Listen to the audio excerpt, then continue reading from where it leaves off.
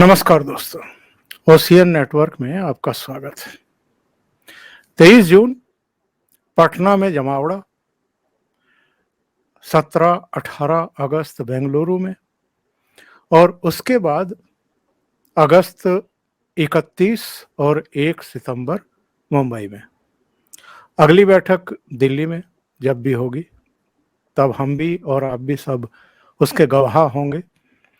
लेकिन 3 बैठक होते होते इतने अंतर विरोध, इतने मतभेद और जो ये एजेंडा लेकर के चले थे मोदी विरोधी, उस एजेंडे से तो खुद ही भटक करके बहुत दूर जाते हुए दिखाई दे रहे हैं। संयोजक तय नहीं, लोगो तय नहीं, सीट शेयरिंग पता नहीं, कमेटी वमेटी तो बन गई थी पर कोई चर्चा तो हो नहीं रहा, बल्कि गलत कारणों से इनके घटक दल के लोग सुर्खियों में हैं और मीडिया को भी मौके मिल रहे हैं कि उन पर बैठ करके गर्मा गर्म बहस की जाए, क्योंकि मीडिया को भी सूट करता है कि धर्म, जाति पाति इन सब पर जो है कोई भड़काऊ बयान दे और उसके बाद फिर उनकी रोजी रोटी का इंतजाम होता है। सवाल ये है कि ये जो दक्षिण में बैठ कर के एक बयानबाजी हुई सनातन धर्म को लेकर के, उसके उन्मूलन को लेकर के, उसके बाद सोशल मीडिया पर जिस तरह की प्रतिक्रियाएं देखने को मिली हमेशा की तरह, और जो ऐसी पार्टियां हैं जिनका जनाधार हिंदुओं में भी है, सनातन धर्मियों में भी है और इन्हीं के गठबंधन सहयोगी हैं जिनकी मैंने चर्चा की है 3 शहरों की बैठक की, उनके पेट का तो पानी ढीला हुआ पड़ा है। उद्धव ठाकरे की पार्टी हो, कांग्रेस को भी कुछ प्रदेशों में सनातन धर्मियों का या हिंदुओं का वोट मिलता ही है, पंडित नेहरू के नाम पर या कुछ भी समझ लीजिए, पर वोट तो मिलता है। तो सवाल ये है कि ये किस दिशा में जा रहे हैं। नंबर 2, प्रधानमंत्री नरेंद्र मोदी ने जकार्ता रवाना होने से पहले जो मंत्रिपरिषद की बैठक ली, उसकी हेडलाइन में आज सुबह देख रहा था, आप भी एक नज़र मार लीजिए, और इसमें हेडलाइन है, प्राइम मिनिस्टर मोदी की तरफ से कहा गया है कि विपक्ष को सनातन धर्म नष्ट करने पर नहीं, भारत नाम पर आपत्ति है। तो सवाल ये भी उठता है कि प्रधानमंत्री इनको सांस क्यों नहीं लेने दे रहे हैं और ये गलत कारणों से गलत मुद्दों पर चर्चा का विषय क्यों बने हुए हैं। दोनों विषयों पर, कुछ और विषयों पर चर्चा करेंगे। मेरे साथ वरिष्ठ पत्रकार सतीश चंद्र मिश्रा जी जुड़ गए हैं लखनऊ से, उनको जोड़ करके चर्चा को आगे बढ़ाते हैं। सतीश जी, बहुत स्वागत है आपका। नमस्कार ओंकार जी, दर्शकों को भी नमस्कार। सतीश जी, जो मैंने हेडलाइन की चर्चा की, प्राइम मिनिस्टर ने जो कहा कि इनका बहुत कड़ाई से जवाब देने की जरूरत है, किसी तरह की मतलब पिछले बैकफुट पे जाने की जरूरत नहीं है, और जो सनातन धर्म को नष्ट करने की बात कर रहे हैं इनका प्रतिवाद किया जाए, प्रतिकार किया जाए ठीक तरीके से, क्या कहेंगे? नहीं, वो स्वाभाविक है। देखिए, राजनीतिक से अलग हट के करें तो भाजपा की जड़ें जो है, भाजपा को अब भारतीय राजनीति में सनातन धर्म का एक झंडा बरदार कह सकते हैं, राजनीतिक झंडा बरदार, ये सबसे बड़ा समर्थक। तो और ये जो विपक्षी हैं, इन्होंने देखिए जो सनातन धर्म का विरोध कर रहे हैं, उसमें केवल सनातन धर्म का विरोध नहीं कर रहे हैं, इनका कोई वैचारिक विरोध नहीं है। इनकी जो रणनीति है कि इसके आधार पर जातियों में बांट देना, जातियों में तोड़ देना। तो ये सनातन धर्म को गाली क्यों दे रहे हैं? गाली ये किसके लिए दे रहे हैं? यदि तो स्पष्ट करें। ये दलित तो पिछड़े और अति पिछड़े दुनिया भर की जो जातिगत जनगणना की बात हो रही है, ये बहुत सोची समझी रणनीति के तहत कि सिर्फ वोटों की लड़ाई में इस समाज को, इस देश को बांट दिया जाए, जातियों में बांट दिया जाए। वो और ये अभी बताऊंगा ओंकार जी की ये खेल हो चुका है पहले।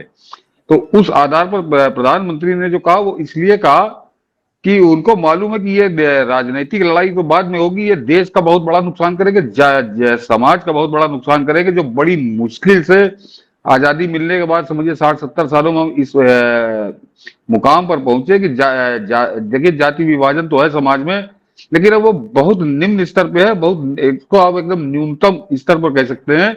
उसका एक उदाहरण दर्शक जान लें कि आज हम जब होटल में अपने घर से बाहर निकलते हैं, तो होटल में हम जहाँ चाय पीते हैं या जिस होटल में खाना खाते हैं या जिससे सब्जी खरीदते हैं या कुछ अन्य सामान खरीदते हैं, तो क्या हम उससे पूछते हैं तुम्हारी जाति क्या है? कोई सवाल ही नहीं पैदा, मतलब ये कहीं आदमी के मस्तिष्क में भी नहीं आता कि कौन आदमी है जिससे हम इस सामान खरीद रहे हैं या जिसके ठेले पे खड़े होकर हम खा रहे हैं, इसके चाट खा रहे हैं या कोई अन्य सामान ले रहे हैं, या हलवाई की दुकान पर उसके यहाँ मिठाई कौन बना रहा है, ये कोई जाके पूछता है क्या? तो इतना तो हम आगे आ गए हैं कि जात जो सबसे ज्यादा जुड़ी हुई थी कि इसका छुआ नहीं खाएंगे, इसका छुआ नहीं पिएंगे, इसको छुएंगे नहीं, ये आज से 100-150 साल पहले थी, अंग्रेजों के समय तक चली। लेकिन अब वो सारे बंधन टूट गए और इसी की वजह से आप दफ्तर में काम करने कहीं जाते हैं तो दफ्तर में नहीं कहते कि हमारे साथ कौन कर रहा है या हमारे यहाँ प्यून किस जात का है, इसका कोई लेना देना नहीं रहेगा। लेकिन अब ये अपने राजनीतिक स्वार्थ के तहत ये नाम तो उसको राजनीतिक दे रहे हैं या बड़ा वैचारिक बता रहे हैं, लेकिन एकमात्र उद्देश्य इनका है कि जातिगत आधार पर समाज को विभाजित कर दो, इस देश को विभाजित कर दो।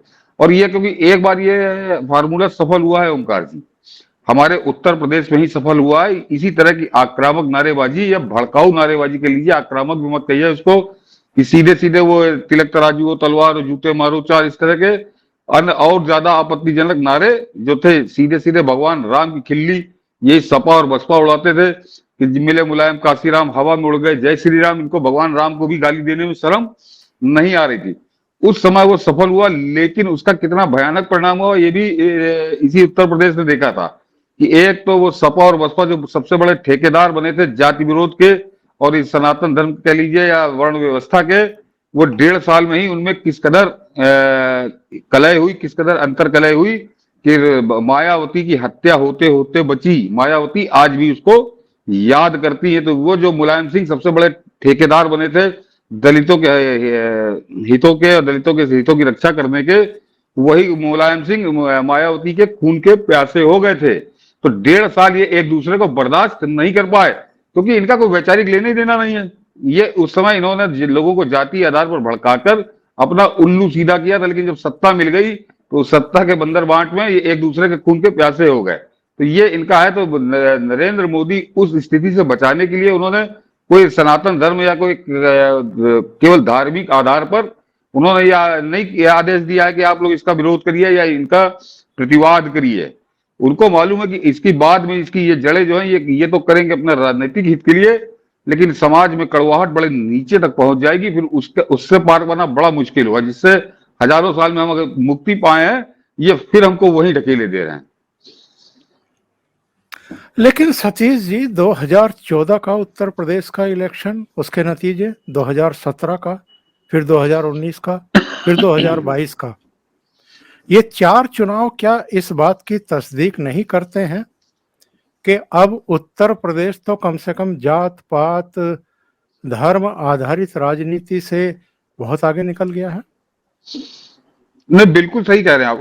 उसका मैं कारण भी अक्सर कई डिबेट में मैं कह चुका हूं कि देखिए कहावत है जो यहाँ आपस में लोग बात करते हैं, ये कहे कि आपसे बड़ा बाप नहीं होता अपने लिए, कि आदमी का निजी स्वार्थ और खासकर जो गरीब आदमी है जिसको रोटी 2 टाइम की मिलना मुश्किल है और वो इनके जाति के चक्कर में फंसा रहा। जब बसपा का आज की तारीख में क्या हाल है, बसपा का एक विधायक है, जरा कल्पना करिए, जो पार्टी 2007 में पूर्ण बहुमत के साथ उत्तर प्रदेश की सरकार में आई थी, आज उसका एक विधायक है 403 में से। क्यों है? तो ऐसा नहीं है कि कोई जो उनका वोट बैंक था वो उसका कोई बड़ा हृदय परिवर्तन हो गया, हृदय नहीं परिवर्तन हो गया, उसने सच्चाई देखी जमीनी। 2014 में जब नरेंद्र मोदी आए तो एक उम्मीद थी उन लोगों को कि हमारा कुछ भला होगा, और वो भला जबरदस्त तरीके से हुआ। ओंकार जी, जो शौचालय वाला कार्यक्रम है नरेंद्र मोदी का, वो किसके लिए है? सबसे निचले तबके के लिए, सबसे निचले तबके के लिए, और उन्हीं को झेलना पड़ता था।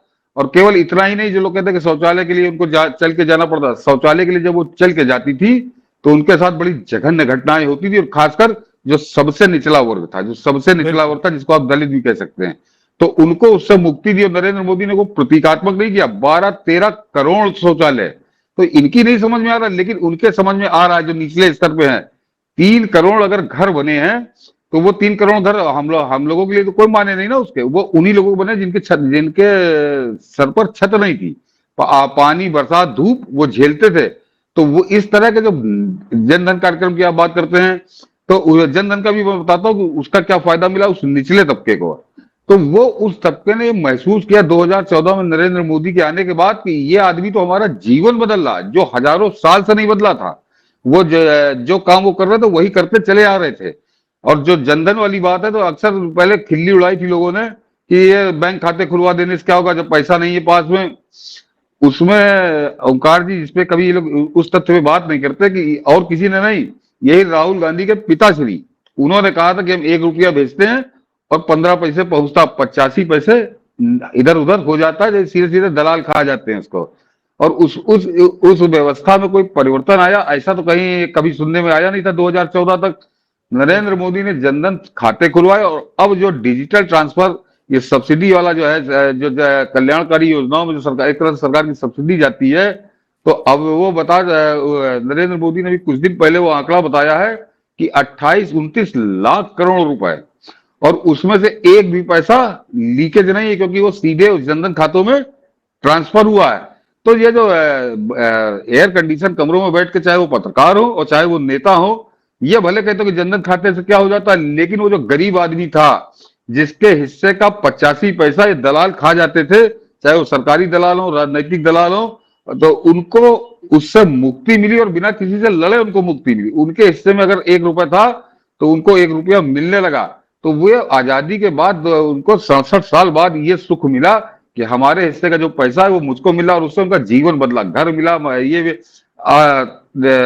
जो उज्ज्वला योजना है गैस वाली, वो किसके लिए? गरीब आदमी के लिए। तो ये जो मैंने कहा ना कि आपसे बड़ा बाप नहीं होता, तो वो जो उत्तर प्रदेश में जो जाति के सीमाएं बंधन टूटे, उसका एकमात्र कारण यह है कि उन्होंने देखा कि जो हमारे जात के ठेकेदार थे, उन्होंने तो हमारे लिए कुछ नहीं किया। जब बसपा आई सबसे पहले उत्तर प्रदेश की सत्ता में 93, और 93 से 2014, जिसमें 2007 से 12 का पूर्ण बहुमत की सरकार का कार्यकाल भी है, तो वही हालत थी। उन्होंने कभी किस पे ध्यान नहीं दिया। और 2014 से नरेंद्र मोदी जो बदल रहे हैं जीवन उनका, तो उनको लाभ मिल रहा, उनको लाभ ही मिल रहा। और उस एक और तथ्य है जिसपे बात नहीं करते, जब ये बेरोजगारी की बात करते हैं, कि वो जो मुद्रा योजना है ओंकार जी, वो आज की तारीख में करीब करीब 40 लाख करोड़ रुपए दिया गया है। 40 लाख करोड़ रुपए, जो जिसके जरिए वो स्वरोजगार करके कमाई कर रहे हैं। और वो योजना बहुत सफल है, क्योंकि उसका एक पैरामीटर मैंने जो अपना खोजा, कि मैं ढूंढा मैंने, तो उसमें आया कि करीब 3-3.5% एनपीए है उस लोन का, जबकि सामान्य एवरेज जो है 5-5.5% का होता है एनपीए का। तो यानी जो 40 लाख करोड़ रुपए बांटा नरेंद्र मोदी ने, उससे वो गरीब आदमी कमा रहा है, और कमा के सरकार को वापस कर रहा है। एनपीए 3% होने का मतलब है कि योजना प्रचंड रूप से सफल हुई है। तो ये वो सब चीजें जमीन पर आदमी के जीवन को बदल रही है, चाहे वो दलित हो, चाहे वो पिछड़ा हो। उनमें भी 70% तो महिलाओं को दिया गया है। महिलाओं को दिया गया। ये उसमें एक और सबसे खास बात है।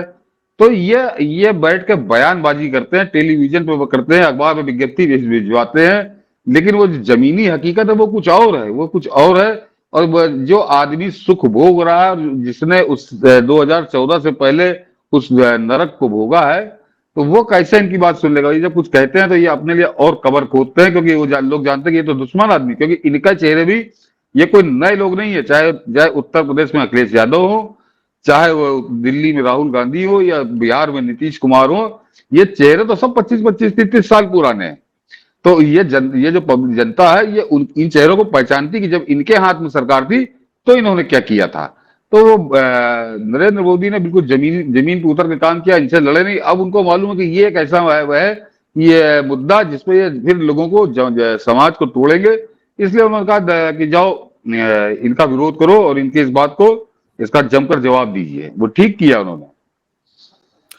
और सतीश जी, ये जो घबराहट दिखाई दे रही है शिवसेना यूबीटी में, उद्धव ठाकरे वाली में, और कांग्रेस में ममता बनर्जी ने खुद को अलग कर लिया। उन्होंने कहा कि हम तो सब धर्मों का, सब जातियों का सम्मान करते हैं। केजरीवाल की पार्टी का भी जवाब बयान आ गया। कांग्रेस की तरफ से पवन खेड़ा ने कहा कि ये ए राजा वगैरह जो भी कुछ कह रहे हैं, हम बिल्कुल इससे सहमत नहीं हैं। ये घबराहट की वजह ये है कि एक बड़ा रिएक्शन देखने को मिल रहा है स्टालिन के बेटे के बयान के बाद से, और लोगों में काफी नाराजगी है। नहीं मैं इसको दूसरे तरीके से देखता हूँ। ये घबराहट नहीं है इनकी, ये इनकी सोची समझी रणनीति है। और ये दो मुहा सांप जिसे आप कहते हैं वो है कि एक तरफ अपना वो जो राहुल गांधी जनेऊ पहन के कोर्ट के ऊपर घूम रहा था कि मैं दत्तात्रेय ब्राह्मण और कश्मीरी पंडित और जनेऊधारी ब्राह्मण हूँ, तो वो जो उस अपने उस भेष से लोगों को जो लुभाने भरवाने के लिए वो काम कर रहे थे, तो वो काम भी हमारा चलता रहे। और प्लस इस समाज को जाति में तोड़ने का धंधा इन्होंने ठेका उनको दे दिया है कि ये तुम लोग ये काम करो, तो दोनों तरफ से ये दोनों हाथों से लड्डू खाना चाहते हैं। तो ये घबराहट नहीं, इनकी सोची समझी रणनीति के तहत ये काम कर रहे हैं। इसमें घबराहट को मैं नहीं देख रहा। ये बहुत खतरनाक खेल खेल रहे हैं ताकि इनका वो वोट बैंक भी ना जाए। तो ये नाटक करते हैं ना, इसलिए ये खंडन क्यों कर रहे हो? अगर तुमको बड़ा बुरा लगा तो कह दो तुम हमारे गठबंधन में आज से नहीं हो, या तो माफी मांगो। ये भाषा कोई नहीं बोल रहा, ये भाषा कोई नहीं बोल रहा। ये हाँ ने हम इसकी निंदा करते हो, हाँ है तुम्हारे साथ। ये वही नाटक है ओंकार जी, जैसे वह कहते हैं कि हम सांप्रदायिकता के खिलाफ हैं, लेकिन ये मुस्लिम लीग के साथ गठबंधन करते हैं। ये फुरफुरा शरीफ के साथ बंगाल में गठबंधन करते हैं। आसाम में बदरुद्दीन अजमल के साथ गठबंधन करते हैं। लेकिन दुनिया हिंदुस्तान को दिखाने के लिए बाकी देश को कि नहीं देखिए हम क्योंकि सांप्रदायिकता के खिलाफ हैं, इसलिए हम ओवैसी का विरोध करते हैं। अरे ओवैसी की तो हैसियत तेलंगाना में भी कुछ नहीं है। वो एक हैदराबाद एक शहर का नेता है वो। और ये जो पूरे प्रदेश में सांप्रदायिकता फैलाते, चाहे वो बदरुद्दीन अजमल हो, चाहे मुस्लिम लीग केरल में हो, और वो फुरफुरा शरीफ बंगाल में, उनके साथ तुमको कोई समस्या नहीं होती है। तो ये कांग्रेस दो मुहे सांप का चरित्र है कांग्रेस का। और अपनी उस दो मुही जहरीली राजनीति से ये डसने की है कि इधर ये भी करते रहो और दूसरी तरफ वो भी करते रहो, ताकि हमारे दोनों हाथ में लड्डू रहे। लेकिन इनके हाथ में कुछ नहीं आएगा, इनके दोनों हाथ खाली होंगे। बहुत सही बात आपने कही है। दूसरे में ये जानना चाहता हूं कि सीट शेयरिंग को लेकर के मीटिंगें करने के बजाय हम देख रहे हैं कि इनके तमाम पॉलिटिकल पार्टियों के प्रवक्ता ये इंडिया बनाम भारत की लड़ाई में उलझ करके रह गए हैं। राष्ट्रपति ने एक निमंत्रण पत्र पर प्रेसिडेंट ऑफ भारत क्या लिख दिया, उसी में इनकी जो है बहसबाजी शुरू हो गई। जबकि राहुल गांधी की जो भारत जोड़ो तोड़ो यात्रा थी उसका नाम भी इन्होंने भारत ही रखा हुआ था, इंडिया तो नहीं रखा था। फिर अब अगर सरकार भारत को लेकर के, भारत नाम को लेकर के आगे बढ़ना चाहती है, तो इसमें इनको क्या परेशानी है? नहीं, इनका भारत से कोई लेना देना ही नहीं। इनका भारत से कोई लेना देना नहीं, ना ही इनका भारतीयता से कोई लेना देना है, ना इनका भारतीय संस्कृति से कोई लेना देना है। उसका कारण समझिए कि कांग्रेस जो है वो चाहे नेहरू का व्यक्तिगत जीवन आप देख लीजिए, या उनसे जुड़े जो राजनीतिक विवाद भी हैं, उनमें बहुत स्पष्ट नजर आता है कि नेहरू की प्राथमिकता वो माउंट बेटन था, बजाय उस समय के जो 35 करोड़ भारतीय। तो वो बहुत लंबे किस्से हैं, तो वो सब जानते हैं। नेहरू की खुद की जीवन शैली पूरी पाश्चात्य जीवन शैली थी। और उस आदमी ने खुलकर कहा था कि मैं तो एक्सीडेंटल हिंदू हूं। जो आदमी अपने आप को एक्सीडेंटल हिंदू कह रहा था एक हिंदू बाहुल्य राज्य में, तो समझिए उसकी क्या मानसिकता थी।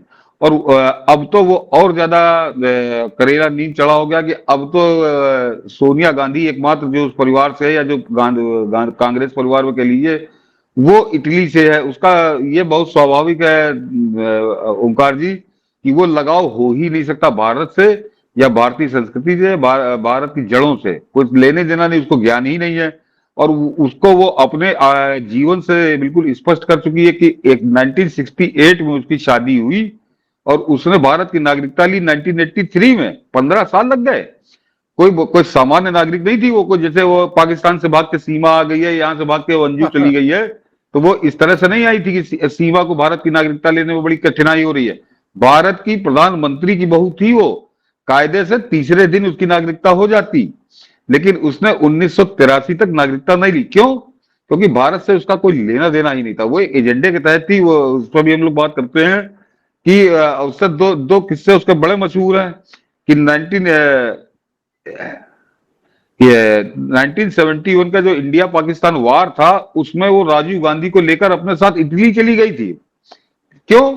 कि भारत से बड़ा प्रेम था, तो उस आपातकाल में तो उसको यहाँ रहना चाहिए था। और दूसरा, जब इंदिरा गांधी हारी थी, तब इसने अपने बच्चों को लेकर इसने इटली के दूतावास में शरण ली थी। उस समय इटली की नागरिक भी थी। तो पहले तो सोनिया गांधी ये बता कि इसको 15 साल क्यों लगे थे, तो इससे समझ में आता कि इनका कोई भारत से प्रेम नहीं था। और वही कारण है कि चाहे वो राहुल गांधी हो, चाहे सोनिया गांधी हो, या उनके बेटी दामाद, उनका भारत से कोई लेना देना नहीं। राजनीतिक उल्लू सीधा करना, और इस देश एक भावनात्मक देश है, बड़ी नेहरू, इंदिरा और राजीव सबके तब से चला आ रहा है। तो एक वर्ग है जो इनका समर्थन करता है, लेकिन अब वो धीरे धीरे स्थितियां बदल रही हैं, और स्थितियां बदल नहीं रही, स्थितियां बहुत ज्यादा बदल चुकी। कि 1989 तक 400 से ज्यादा सीटें लेकर राज करने वाली कांग्रेस आज 45 और 55 सीटों पर सिमटी हुई है। तो 10 गुना तो अंतर आ चुका है। अब ये जो बचा खुचा है, ये 2024 में खत्म हो जाएगा इनका। और जो दूसरा इनके साथी हैं, चाहे वो उनके लिए मैं राजनीतिक दल तो क्या कहूँ, वो सपा बसपा, बसपा तो नहीं इनके साथ, खैर सपा और आरजेडी हो या दक्षिण की पार्टियां, वो पूरी तरह से वामपंथियों को सबसे बहुत बुद्धिमान और उनका अपने तरह से वैचारिक गुरु मानती हैं। वामपंथियों का पूरा इतिहास है कि जब से उनका गठन हुआ आजादी के पहले से, कि उनकी सारी निष्ठाएं या तो चीन के साथ थी या रूस के साथ थी। पहले केवल रूस के साथ थी, बाद में चीन के साथ।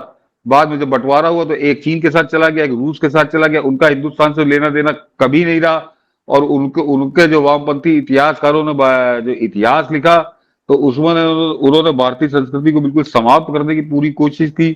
तो इसका नतीजा है कि आज इनको इंडिया और भारत से देखिए ओंकार जी, मेरा अपना मानना है कि भारत नाम से चिढ़का इनका कारण सिर्फ यही है कि जिस समय अभी तक विदेशों में इंडिया ही लोग कहते थे, चाहे कोई भी देश हो, हम लोग यहाँ भारत का प्रयोग करते थे।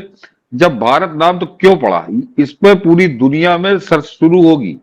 आम आदमी, जो आम नागरिक है, चाहे वो ब्रिटेन का नागरिक हो, चाहे अमेरिका का नागरिक हो, या फ्रांस का नागरिक हो, कि ये भारत नाम कहां से आया।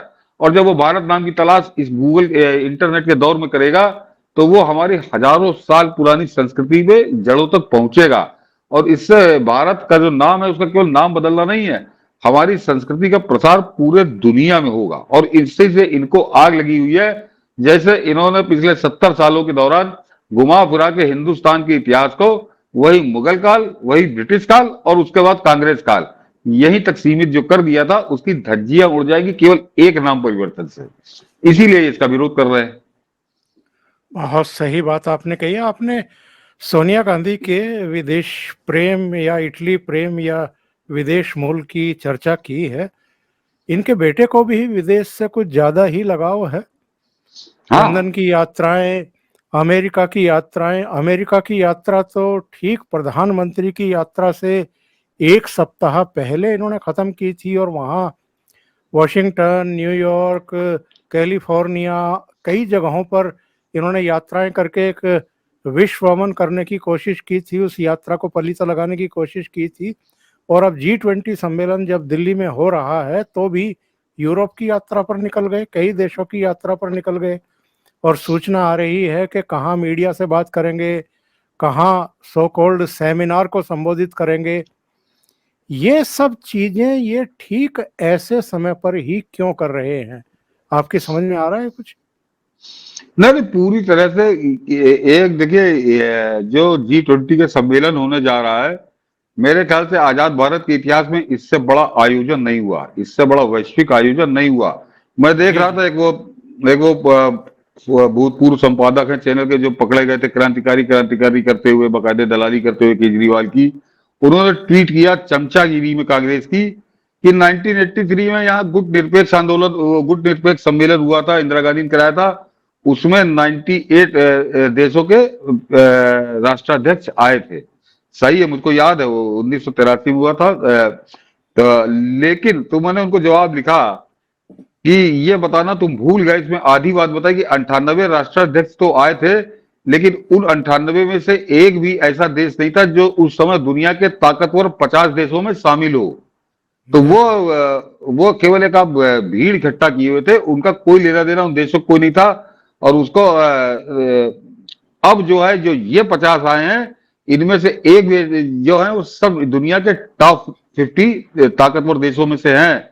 ये बहुत बड़ा अंतर है। और वो जो गुटनिरपेक्ष आंदोलन था, वो कितना बड़ा पाखंड था, कितना बड़ा धोखा था, कि जब जब पाकिस्तान से हमारे साथ हमारे तनाव हुआ, हमारा युद्ध हुआ पाकिस्तान से, तो वही गुटनिरपेक्ष आंदोलन, उसका 70 से 80% जो देश थे वो पाकिस्तान के साथ खड़े थे, क्योंकि उसमें सारे मुस्लिम कंट्री इकट्ठा थे, 56-57 जितने थे, वो सब पाकिस्तान के साथ। यहाँ तक कि जो जिसमें बड़ा भाई बहन बने हुए थे एक दूसरे के, इंदिरा गांधी और यासिर अराफात, यासिर फिलिस्तीन से आता अराफात।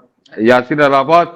वो तो खुलकर उसने कहा, पाकिस्तान की सैनिक मदद करने की बात की थी, उसकी औकात नहीं थी, अन्यथा वो इस हद तक भारत का विरोध करने को तैयार था, वो भी गुटनिरपेक्ष आंदोलन में था।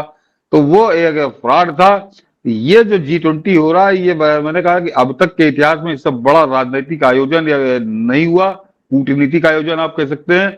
और उससे नरेंद्र मोदी का कद पूरी दुनिया में फिर बढ़ेगा, और उस पर प्रहार करने के लिए, उसको चोट पहुंचाने के लिए ये एक एजेंडे के तहत निकला है। और इसके लिए इसने एक बहुत शातिर आदमी को, जो मीडिया का था, एनडीटीवी से, और वो पिछले 2 महीने से वो ओंकार जी विदेश में दौरा कर रहा है, और वही पूरा यूरोप यूनियन के सारे देश, फ्रांस वो होके आया है।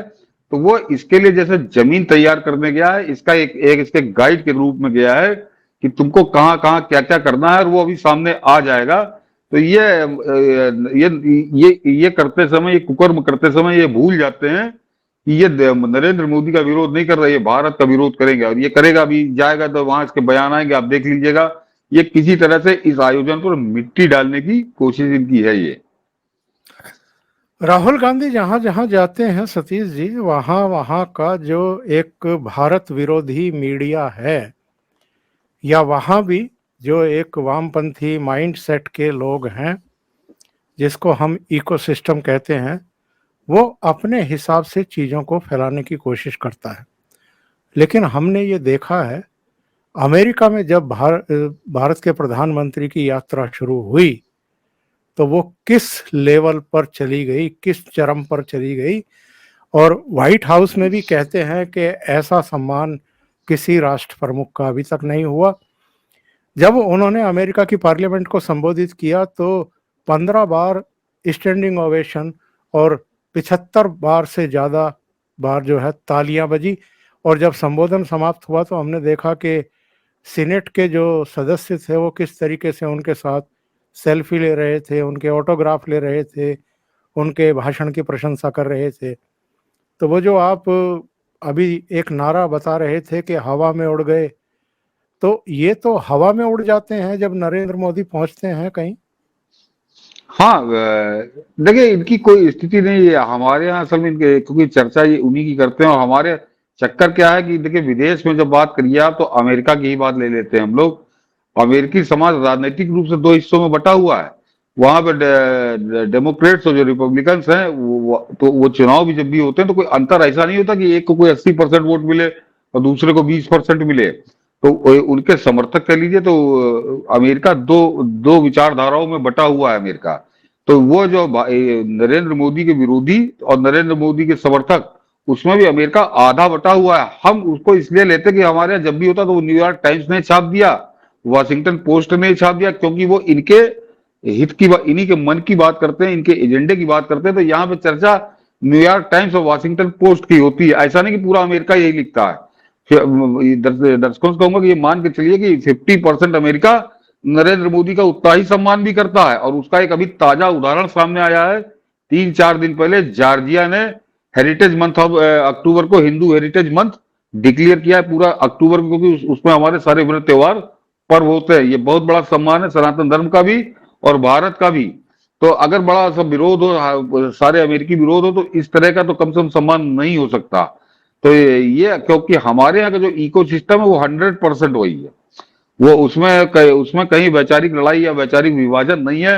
वो एक सूत्री कार्यक्रम पर है कि नरेंद्र मोदी विरोध। और ये जो गोदी मीडिया का हल्ला मचाते हैं, ये सिर्फ इसलिए मचाते हैं ताकि ये जो काम कर रहे हैं उस पर लोगों की निगाह न जाए, उस पर कोई उंगली न उठाए। इसलिए गोदी मीडिया का हल्ला मचाते। गोदी मीडिया नाम की कोई चीज ही नहीं है। यहाँ पे हिंदुस्तान में एक ही मीडिया है, वो मोदी विरोधी मीडिया है। अन्यथा आज तक ओंकार जी, मैं सारी डिबेट देखता हूँ, दर्शक जरा इसको समझें कि वो जो आता है, मतलब जिसका कोई लेना देना नहीं, उसकी बातचीत से समझ में आ जाता है कि इसको कोई ज्ञान नहीं है समय काल परिस्थितियों का। वो भी बताता है महंगाई बेरोजगारी। अरे तो एक दिन कम से कम ये चैनल जो है, ये एक दिन इस पर बैठ के 1 घंटा करे कार्यक्रम कि वास्तव में महंगाई है कि नहीं है, वास्तव में बेरोजगारी है कि नहीं है। 2014 के आंकड़े क्या थे, 2004 के आंकड़े क्या थे और 2023 के आंकड़े क्या थे, बिल्कुल ला के तथ्य लोगों के सामने रख दें, अपने आप स्पष्ट हो जाएगा कि झूठ क्या है सच क्या है। ये वो काम कभी नहीं करते। वो बैठा लेंगे जिनको कोई ज्ञान नहीं है तथ्यों का, दस्तावेजों का, और वो जो बकेंगे तो वो चलता रहेगा। तो ये एक तरह से ये उन्हीं के एजेंडे पे काम करते हैं। उनको बहुत से लोग ये राष्ट्रवादी चैनल है, ये हिंदू, ये कोई राष्ट्रवादी नहीं है। राष्ट्रवादी हो तो तथ्य सामने रखे कि ये महंगाई की स्थिति ये थी 2014 और 2023, बेरोजगारी की स्थिति ये थी। अब जैसे एक बता दूं ओंकार जी की, एक एक तथ्य ऐसा है कि उसको मैं देखता हूं कभी कोई चैनल नहीं बोलता। ये बेरोजगारी की बात करता हूं कि 2014 तक ईपीएफओ में रेगुलर कंट्रीब्यूशन करने वाले जो लोग थे, उनकी संख्या थी 2 करोड़ 93 या 94 लाख। और आज की तारीख में रेगुलर कंट्रीब्यूशन करने वालों की मैं बात कर रहा हूं, जो हर महीने देते हैं रेगुलर, उनकी वो 2 करोड़ 93 लाख से वो संख्या बढ़कर आज करीब करीब 7.5 करोड़ हो चुकी है। यानी 4.5 करोड़ 10 साल में बढ़े। और 47 में जो संख्या 3.5 करोड़ पहुंची, 2.25 करोड़ पहुंची थी, वो 4 साल में 4.5 करोड़। तो ये बेरोजगारी बढ़ रही है, ये लोगों को लोगों को रोजगार दे रहे हैं नरेंद्र मोदी। उज्ज्वला योजना से 25-30 करोड़ लोगों को जो स्वरोजगार मिला है, तो ये बेरोजगारी बढ़ रही है कि घट रही है?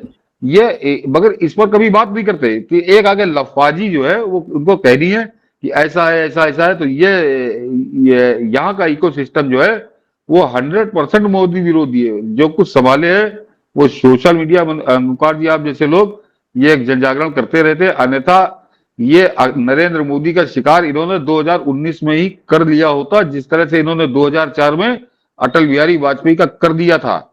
दर्शक जो नौजवान हो उनको नहीं, लेकिन जो अपने सीनियर सिटीजन देख रहे हैं उनको अच्छे से याद होगा कि 2004 के चुनाव में अटल बिहारी वाजपेयी जैसे व्यक्ति को कफन चोर इन्होंने सिद्ध कर दिया था, इसी दिल्ली की मीडिया ने। अटल बिहारी वाजपेयी ने कफन, शहीदों के कफन में दलाली खा ली। बाद में जो वो तो काम इनका हो गया, बाद उस पूरे प्रकरण की धज्जियां उड़ गई कि सच क्या था। लेकिन तब क्योंकि सोशल मीडिया नहीं था तो एक तरफा चला परसेप्शन बनाने का धंधा, और उसमें वो पूरी तरह सफल रहे। अटल बिहारी वाजपेयी ऐसे नेता की उन्होंने बलि ले ली थी। लेकिन अब जो है, अब सोशल मीडिया बहुत मजबूत है, तो इनकी धज्जियां उड़ जाती हैं, तो वो इकोसिस्टम ठीक से काम नहीं कर पा रहा। बस ये फर्क है। सतीश जी ये बताइए, ये जो हम देख रहे हैं सीधे सीधे संकेत क्या, फैसला ही है अब तो।